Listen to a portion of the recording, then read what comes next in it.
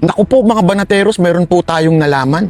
Meron daw isang malaking relihiyon na maglulunsad ng revolusyon. Ano kaya itong revolusyon na ito? Sabi nila itong revolusyon na ito ay siyang magwawakas sa kasamaan sa bansang Pilipinas. Naku naman Banat Bay, baka masidis yung kanyan sa mga sinasabi mong yan. Hindi po mga kababayan, ito pong revolusyon na ito ay hindi po rebellion. At itong revolusyon po na ito ay spiritual revolution. Bakit? Isang malaking prayer rally ang gagawin. Alam mo, sabi nga nila, hawak na nila lahat mula sa executive, kapulisan, sa ilang judiciary, sa paid media, hawak na nilang lahat. Lahat ng script, pinapakalat nila, puro kasinungalingan. Pero isang bagay ang hawak ng taong bayan. Ano po yun? Truth o katotohanan. Kaya nga, di ba? Napaka-importante ang panalangin. Bakit? For the truth shall set us free from this evil na nangyayari sa ating bayan. Ay apaka-importante ng panalangin. Suportahan po natin ito mga kababayan ha. Dahil kita nyo ba yung mga picture dyan sa taas? Naku po, yung pong mga picture na yan ay ang kanilang paghahanda sa isang matinding revolusyon na magaganap sa Pilipinas. Ang tanong lang mga kababayan, sila lang ba? O sasali din ba tayo? Sige nga po, mag-comment nga kayo dyan sa baba at pakishare na rin po doon sa galit na sa kasamaan sa bansang Pilipinas. Naku po mga banateros, meron po tayong nalaman. Meron daw isang malaking relihiyon na maglulunsad ng revolusyon. Ano kaya itong revolusyon na ito? Sabi nila itong revolusyon na ito ay siyang magwawakas sa kasamaan sa bansang Pilipinas. Naku naman Banat Bay, baka masidis yung kanyan sa mga sinasabi mong yan. Hindi po mga kababayan, ito pong revolusyon na ito ay hindi po rebellion. At itong revolusyon po na ito ay spiritual revolution. Bakit? Isang malaking prayer rally ang gagawin. Alam mo, sabi nga nila, hawak na nila lahat mula sa executive, kapulisan, sa ilang judiciary, sa paid media, hawak na nilang lahat. Lahat ng script, pinapakalat nila, puro kasinungalingan. Pero isang bagay ang hawak ng taong bayan. Ano po yun? Truth o katotohanan. Kaya nga, di ba? Napaka-importante ang panalangin. Bakit? For the truth shall set us free from this evil na nangyayari sa ating bayan. Ay apaka-importante ng panalangin. Suportahan po natin ito mga kababayan ha. Dahil kita nyo ba yung mga picture dyan sa taas? Naku po, yung pong mga picture na yan ay ang kanilang paghahanda sa isang matinding revolusyon na magaganap sa Pilipinas. Ang tanong lang mga kababayan, sila lang ba? O sasali din ba tayo? Sige nga po, mag-comment nga kayo dyan sa baba at pakishare na rin po doon sa galit na sa kasamaan sa bansang Pilipinas. Naku po mga banateros, meron po tayong nalaman.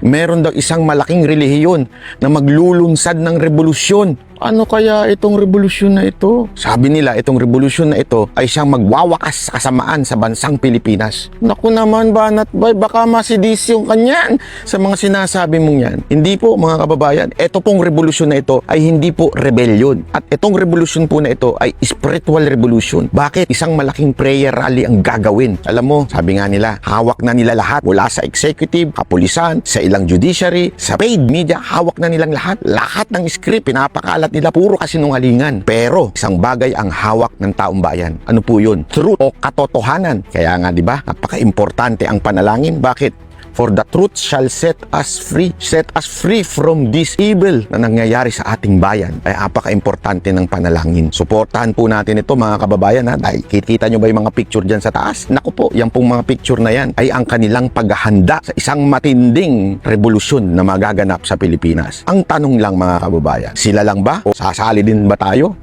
Sige nga po, mag-comment nga kayo dyan sa baba at pakishare na rin po doon sa galit na sa kasamaan sa bansang Pilipinas. Naku po mga banateros, meron po tayong nalaman. Meron daw isang malaking relihiyon na maglulunsad ng revolusyon. Ano kaya itong revolusyon na ito? Sabi nila itong revolusyon na ito ay siyang magwawakas sa kasamaan sa bansang Pilipinas. Naku naman Banat Bay, baka masidis yung kanyan sa mga sinasabi mong yan. Hindi po mga kababayan, ito pong revolusyon na ito ay hindi po rebellion. At itong revolusyon po na ito ay spiritual revolution. Bakit? Isang malaking prayer rally ang gagawin. Alam mo, sabi nga nila, hawak na nila lahat mula sa executive, kapulisan, sa ilang judiciary, sa paid media, hawak na nilang lahat. Lahat ng script, pinapakalat nila, puro kasinungalingan. Pero isang bagay ang hawak ng taong bayan. Ano po yun? Truth o katotohanan. Kaya nga, di ba? Napaka-importante ang panalangin. Bakit? For the truth shall set us free from this evil na nangyayari sa ating bayan. Ay apaka-importante ng panalangin. Suportahan po natin ito mga kababayan ha. Dahil kita nyo ba yung mga picture dyan sa taas? Naku po, yung pong mga picture na yan ay ang kanilang paghahanda sa isang matinding revolusyon na magaganap sa Pilipinas. Ang tanong lang mga kababayan, sila lang ba? O sasali din ba tayo? Sige nga po, mag-comment nga kayo dyan sa baba at pakishare na rin po doon sa galit na sa kasamaan sa bansang Pilipinas. Naku po mga banateros, meron po tayong nalaman. Meron daw isang malaking relihiyon na maglulunsad ng revolusyon. Ano kaya itong revolusyon na ito? Sabi nila itong revolusyon na ito ay siyang magwawakas sa kasamaan sa bansang Pilipinas. Naku naman Banat Bay, baka masidis yung kanyan sa mga sinasabi mong yan. Hindi po mga kababayan, ito pong revolusyon na ito ay hindi po rebellion. At itong revolusyon po na ito ay spiritual revolution. Bakit? Isang malaking prayer rally ang gagawin. Alam mo, sabi nga nila, hawak na nila lahat mula sa executive, kapulisan, sa ilang judiciary, sa paid media, hawak na nilang lahat. Lahat ng script, pinapakalat nila, puro kasinungalingan. Pero isang bagay ang hawak ng taong bayan. Ano po yun? Truth o katotohanan. Kaya nga, di ba? Napaka-importante ang panalangin. Bakit? For the truth shall set us free. Set us free from this evil na nangyayari sa ating bayan. Ay apaka-importante ng panalangin. Suportahan po natin ito mga kababayan ha. Dahil kita nyo ba yung mga picture dyan sa taas? Naku po, yung pong mga picture na yan ay ang kanilang paghahanda sa isang matinding revolusyon na magaganap sa Pilipinas. Ang tanong lang mga kababayan, sila lang ba o sasali din ba tayo? Sige nga po, mag-comment nga kayo dyan sa baba at pakishare na rin po doon sa galit na sa kasamaan sa bansang Pilipinas. Naku po mga banateros, meron po tayong nalaman.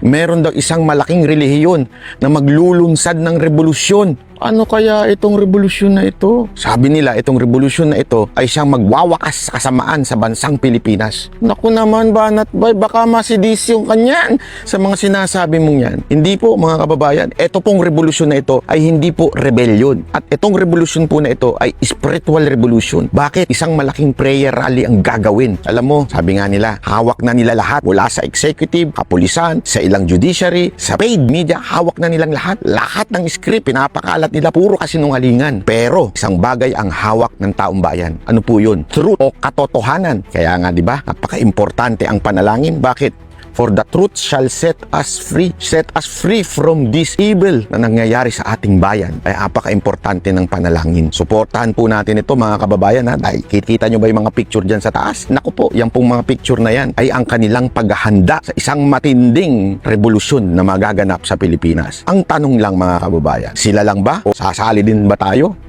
Sige nga po, mag-comment nga kayo dyan sa baba at pakishare na rin po doon sa galit na sa kasamaan sa bansang Pilipinas. Naku po mga banateros, meron po tayong nalaman.